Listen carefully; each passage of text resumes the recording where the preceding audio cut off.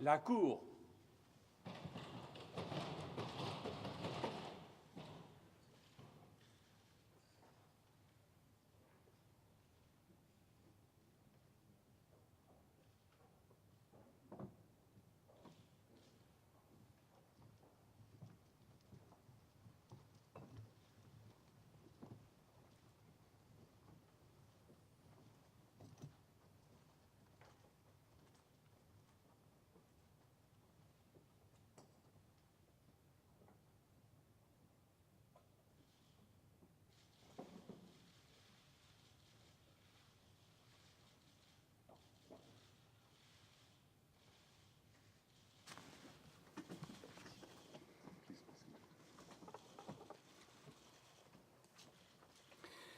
Please be seated.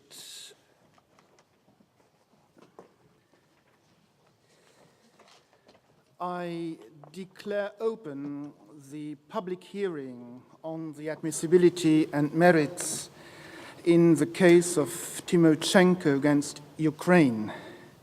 The case was lodged on the 10th of August 2011 with the court under Article 34 of the Convention by a Ukrainian national, Ms. Yulia Volodymyrivna Tymoshenko.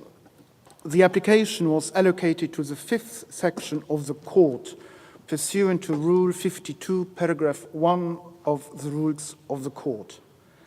The application was communicated to the government on the 14th of December 2011. The government are represented by their agent, Mr. Nazar Kultitsky, assisted by Mr. Markian Bem, Mr. Viktor Bogush, Ms. Raisa Moisenko, Mr. Alexander Milchenko, Mr. Andrei Barchini, and Mr. Sergei Motliakak, advisors. The applicant is represented by Mrs. Valentina Talichenko and Mr. Sergei Vlasenko, lawyers, assisted by Mrs. Halina Zenik, counsel. I welcome the representatives in the name of the court. Having consulted the agent of the government and the representatives of the applicant, I have determined the order of addresses as follows. Mr. Nazar Kulchitsky for the government will speak first, and then Ms. Valentina Terichenko and Mr. Sergei Vlasenko for the applicant. I call Mr. Nazar Kulchitsky, please. Thank you, Mr. Chairman. Honorable Court, the government of Ukraine would like to present their comments as to additional questions put by the court. As to the first two questions, the government would like to know that all necessary factual information with relevant documents was submitted by the government in the course of the previous stages of the proceeding before the court. Summarizing those facts, we would like to note the following.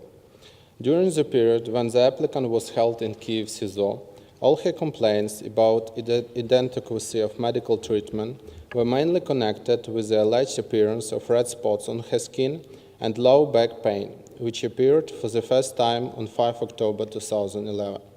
With reference to those complaints, we would like to reiterate that during the aforementioned period, the applicant was receiving medical treatment which was adequate to her state of health. At the same time, it should be emphasized that the success of treatment provided to the applicant was prejudiced by her permanent refusal from any examination. The applicant and German doctors, in their turn, explained the aforementioned refusal by mistrust between applicant and state authorities, including doctors of state-run hospitals. The applicant alleged that such a situation developed as a result of continuous ineffective treatment during the first months of her detention. In this regard, we would like to draw the court's attention to the fact that the applicant refused from any examination from the first day of her detention. Hence, it was not the treatment provided to the applicant that caused aforementioned mistrust, but the applicant's position from the very beginning of her detention. Besides, the applicant was permanently consulted by her personal nurse and doctor who could monitor the process of providing the applicant with medical treatment. We therefore consider that the aforementioned mistrust was artificial and groundless. With the reference to the applicant's refusal for medical treatment, the government also would like to comment on each on her complaint. Thus, on 16 August 2011, the applicant complained for the first time about appearance of red spots on her body. In this regard, the government noted that such hemorrhages clearly indicated that the possible disease was connected with blood and required conduction of biochemical blood analysis.